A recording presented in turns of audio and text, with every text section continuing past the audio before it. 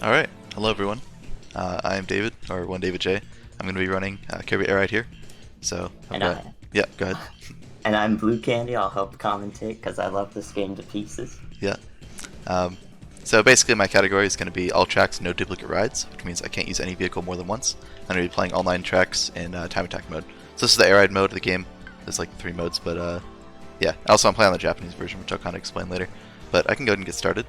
So I'm starting off with Fantasy here. Going to be using Formula Star. I'll kind of explain like the vehicle track combos as I go. But yeah, so starting in 3, 2, 1, go. Good luck, David. Thanks. Alright, so just to kind of give some preliminary information, if you've never played the game before, this game's a kid's game that plays itself. It's got one button and plays itself. So the A button does everything. Basically, it handles power-up management, so you can like press A to suck up enemies. Some power-ups you can press A to use the power-up. And then you've got that charge meter in the... Oops, completely missed that. Charge meter in the bottom right, which whenever you press A, it kind of starts to charge up, and then when you release A, it boosts. It's kind of like mini turbos in Mario Kart, except it's like a scaling boost rather than like having the different tiers. You can see like I'm tapping A to use the spike, etc. You can also tap A on boosters, all sorts of stuff. So you don't have to hold any button to drive, which is cool. But so the first course was Fantasy, which is like a super short course, which I'm already done with. The other one's going to be a little longer. So not really much to talk about with Formula Star. It's a pretty simple vehicle. It goes fast in line, and then if you try and turn with it, it's pretty slow. But Jetstar is probably the first super cool vehicle that I'm a huge fan of. It's one of the fastest vehicles. I think it's the 3rd fastest. And basically, it's got this mechanic: whenever it catches air, it gets a burst of speed. So what I'm going to be doing is trying to catch air as much as possible. Also, that was horrible. Trying to catch air as much as possible, and then dropping to the ground so I can catch air again. Just get like a ton of speed boosts, and they like zip together. So it's like super technical. It's pretty fun when you're going super fast, and yeah. So also these green panels are boosters. If you tap A on them, you get a boost. You can actually tap A on them multiple times and get multiple boosts, which I guess is probably a bit of an oversight. But Cool. So to start, can you give us an idea of which are the most difficult courses in the run? yeah, so probably I guess it varies per person a little bit, but I would say the number 1 for me would be, oops, not mean to get on this bridge. Frozen Hillside's probably number 1 for me. Number 2 would probably be Machine Passage, I would say. The vehicle that we use there is super finicky, so it's not like one of the fastest vehicles, but it's super finicky, so if you mess up, it's like really slow. Then probably Checker Knights, and then this one is probably number 4. So the potential to go fast with this vehicle on this course is huge. So there's like a lot of time to save. I think my personal best is like a 202 flat. You can already see I'm on like 207, 208 or worse pace. So there's a ton of time to save if you go fast with this vehicle. Also, like I mentioned, since the A button does everything, sometimes you don't really have a lot of options as far as if you're going to suck up an enemy, because if you tap A next to them to... tapping A also like helps us turn if you like mash it. So you, like if you run near a bird enemy, which there's a fair amount of on this course, and if you happen to tap A next to it, then you'll suck it up. And you can't get rid of a power-up except for just waiting it out, so if I was to get a bird, that would not be good. So I'm going to be trying to avoid those with every vehicle. They're on a couple different courses, so... Anyway, that was Celestial. Moving on to Sky Sands here, or Sandula, as the Japanese name is.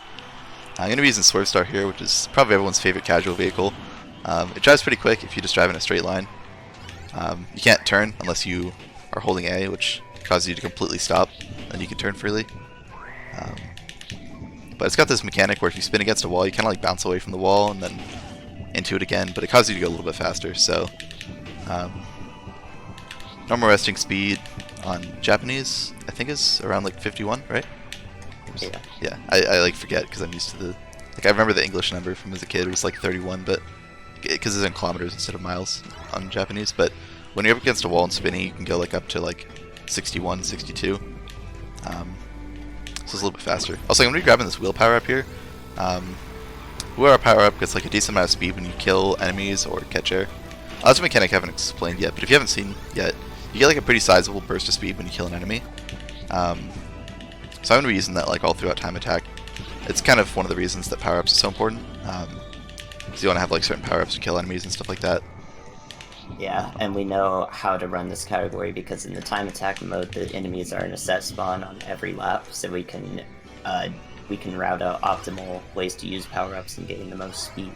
Yeah, and that's one of the cool things actually about time attack as well, is that the enemies spawn in like different locations. Oops, I did not mean to suck that up. The enemy spawns are different on every lap, so it makes all 3 laps generally fairly different. Kind of varies based on the course, but there's usually some diversity like per lap. Awesome. Well, now's the perfect time to explain region differences, so why exactly? A good famous question, are you running on the Japanese version? Yeah. It's actually not because of text or load times, like, are common. Basically what it is all the vehicles are programmed to be a little bit lighter, so they lose... I think they lose less speed when drifting, so basically it causes them to be a little bit faster overall. It affects Rocket Star probably the most, other than there's one scooter-specific glitch for the wheelie scooter you can only do in Japanese, which I will get to towards the end. So this is going to be Frozen Hillside, going to be using Slick Star. This vehicle, I think I mentioned, is probably the hardest one, or this track. I'm going to be using Slick Star, which is kind of a mess of a vehicle. It pretty much doesn't turn unless you release a boost in that direction. Like if I was to just like not use the boost and try and turn, I would just like point in a new direction but keep moving forward. But you can do a lot of cool things with it. It's got really good speed retention if you start charging and turn sideways. So you can see like I can start charging and turn sideways and zip down this hill, and then I can like fly through this tunnel with like all that speed. The reason we use it here, there's a couple places you can do that. It's actually like the second fastest vehicle on the course, behind Wheelie Scooter. Wheelie Scooter is pretty much the best almost everywhere. It's like 6 of the 9 courses, but it's competitive on like 8 of the 9. So if this was like a regular all tracks run, we'd be using Scooter just about everywhere. Also, I messed that up a little bit. I really stayed too early, so I crashed into the wall and lost all my speed. So that's unfortunate, but also I'm doing this like little snaking here, just back and forth. Since like I mentioned, it has pretty good speed retention if you turn sideways. You can just like turn sideways, charge, and then do it again. Or like release the boost and do it again. So he drifted a bit further. He used the furthest rail actually just so he could suck up the sword enemy on the second lap here. And the sword power-up will actually allow you to break that huge wall of ice in just one swing, and then he can cut through the corner there. Oh yeah, that's the sword's an automatic power-up, so I don't actually have to like do anything to slash with it. If Kirby sees enemies in front of him, he'll just slash. So, and he sees that ice wall as an enemy, so he'll slash through it as well. So yeah, that's part of like the power-up routing. So like on lap 1 there were swords like at the beginning of the rail there that I grabbed. On laps 2 and 3 there's a sword kind of near here at the top. So also I got the tunnel slide all 3 laps, which I'm not super consistent at it. It's like pretty precise, so I'm glad that I managed to get that all 3. This is a decent Frozen Hillside for me overall. The mistake that I made at the beginning of lap 2, crashing into the wall, was unfortunate, but other than that, it's quite good.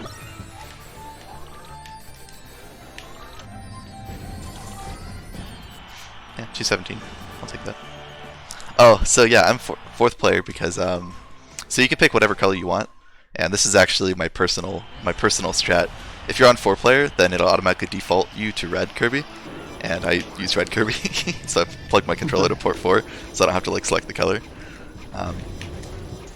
There's 8 Kirby colors. There's like pink, blue, yellow, red, and then those are the 4 that you start with, and you can also unlock green, purple, brown, and white. So if you use any of those unlocked colors, you can't do the strat, but if you use any of the first 4, then you can. So there's actually a super, it's not really precise, but it's a nice little boost at the start. For some reason you gain even more speed if you inch up just a bit past the starting line and release the boost at the right time with Rocket. Oh yeah, it's really interesting. Yeah, so yeah, I'm using Rocket Star here. Basically it's got an extremely long boost charge up timer, but it gets a ton of speed out of boosts. It also gets a ton of speed out of boost panels and killing enemies, which is why we use it here.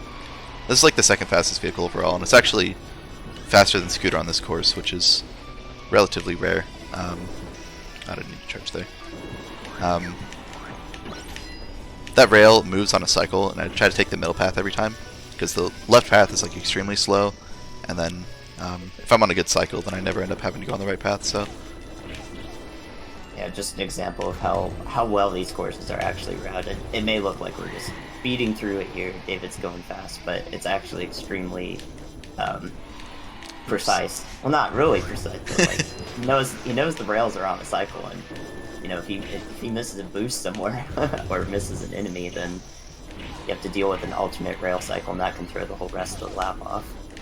yeah, so like normally if I'm going fast, I'll charge like on the rail, but this time I was so far behind that I both didn't have time to do that and ended up on the right path, which the right path isn't as bad, it's just a less direct line. But you pretty much only end up there if you fall behind enough that that you have to go there. So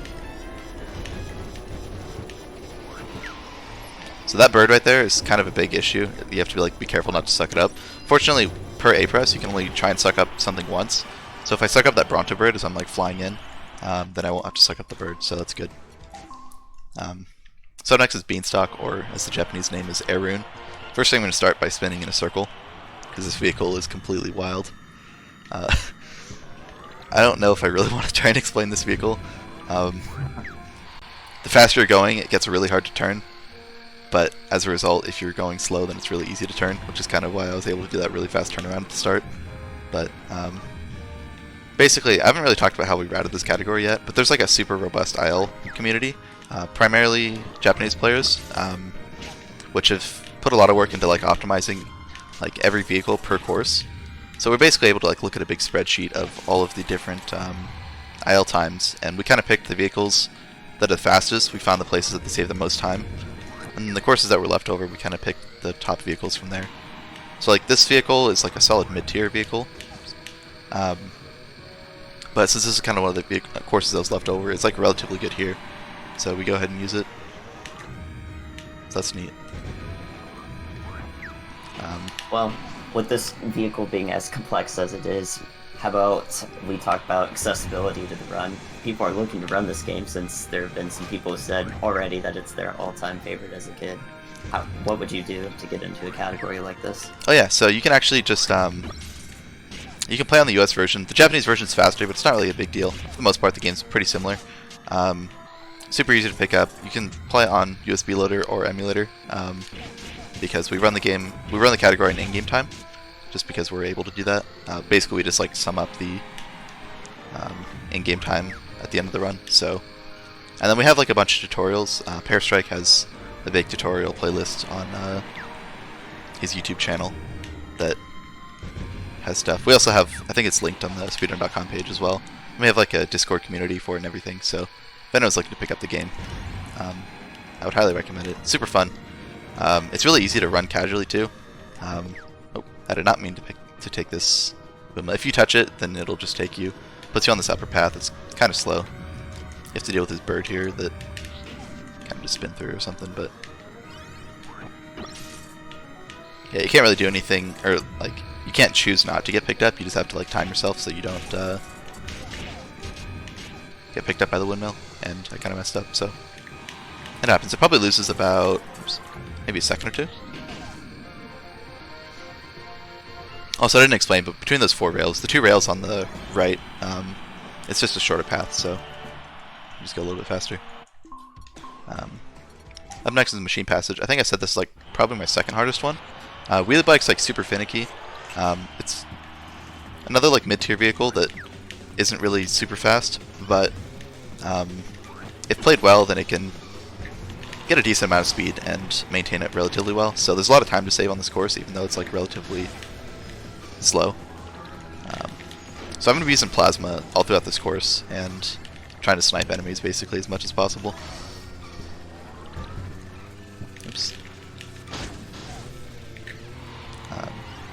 You could charge up Plasma really fast. It's one of the few power-ups that you can actually get rid of faster, because if you just basically once you run out of Plasma, it just goes away. So there's going to be a few times where we're going to be getting rid of it early, or trying to hang on to it for like certain points. So like I'm going to use it like pretty sparingly until I was kind of messed up here. because I want to save it to be able to kill that wheel if possible, although I kind of went too slow, so I ran out of it. But if I was going a little bit faster, I would have been able to hit him. But it wears off just in time to grab this one.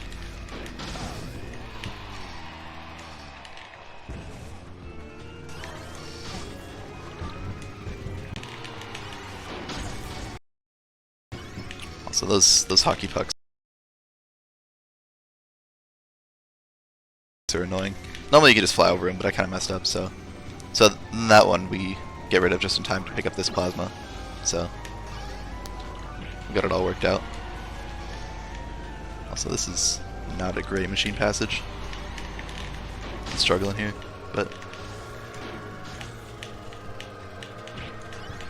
looking good. What would you say a really good machine passage is in an all tracks runs versus no dupes? oh yeah, so this is one of the courses that is probably affected the most, and if it wasn't for the fact that it's a short enough course, we might consider using wheelie scooter here instead, because like a good wheelie scooter run for this is like sub 150, and then a good run with wheelie bike is for me it's probably like a 213. It's pretty good.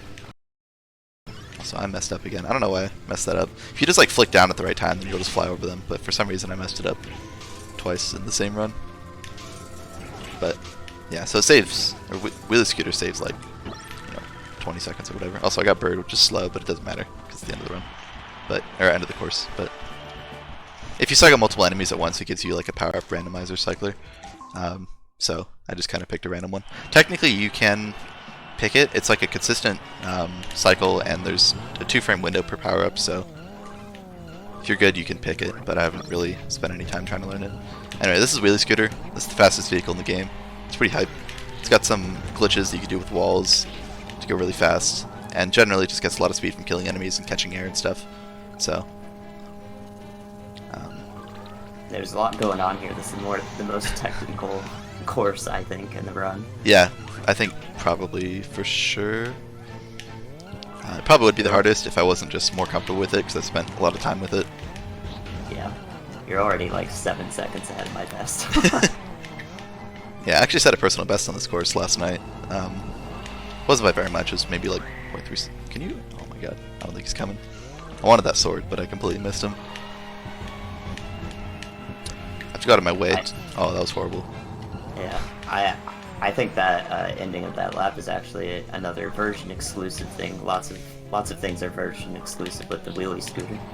Oh yeah, so that's basically like the one thing that I was talking about. This scooter has, because like spin dashes and stuff like that can be done in US, which are like when I spin towards a wall and charge. But there's this glitch where if you catch air while charging, you get like really broken like high speed retention. So there's like a little lump that I drive over, and I'm charging as I drove over it, and then like I catch air for a second, and that gives me the glitch state, and then I can just like charge and carry all those all that boost speed along like through the end of the lap and into the start of the next one. I'll show it off hopefully better on this lap. I kind of messed it up that first time because I didn't have the sword, but oh, that's bad. Is this still okay? I want that sword. Okay. So yeah, there's that little lump there, and then I can just kind of zip along and grab all these and then fly through. That was actually even faster than I expected. That's why I ended up in the dirt.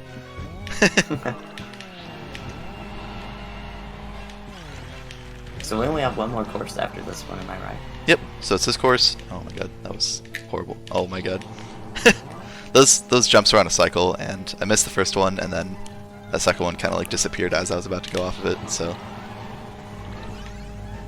normally I have like figured out where the cycles or where the jumps are going to be on laps 1 and 2, but by the time I get to lap 3, it's like there's enough of time that's passed that it's kind of hard to get an idea of where the jumps are going to be, based on like how good my run is. So I kind of just have to go there and hope that I get one that pops up at a good spot. So also, the reason that we use scooter here, I think I kind of alluded to, is it's the longest course, so it saves the most time relative to like if we're only going to use the best vehicle once, obviously. Anyway, so this is the last course. It's pretty hype. We use Bulk Star, so Nebula Belt, so everyone's probably least favorite vehicle in the world, casually. But we start off driving backwards for the second time in this run, and we just go off that jump. So and we pick up to kind of absurd 105 kilometers an hour, which is a lot faster than this vehicle's meant to go. This vehicle basically works with like a unique mechanic where instead of like just driving normally, it doesn't move unless you use the boost gauge. It basically burns like fuel, and as it burns, it adds about 60 kilometers an hour from full to zero fuel. So since the boost doesn't start burning until you hit the ground, because you can't like boost in the air, we go off those jumps and we hit the ground at like 45 or so kilometers an hour, and then it adds up to like it starts from there and starts climbing. So we get up to like 105. We can just like chain boost to boost. So it's pretty cool. It's pretty hype. It's also it was a little bit bad. I didn't quite have a full boost going off that jump, so I'm not gonna quite get up to full speed. But actually, never mind. That was decent. Still 106.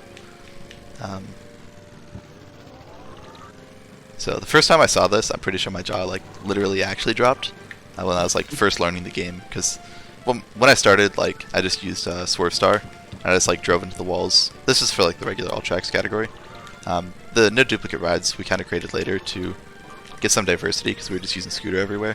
And since there's so many cool vehicles, we kind of wanted to play around with more of them. So it's just like a side category, but I put quite a bit of time into it because it's still pretty competitive, even though it's like a miscellaneous category.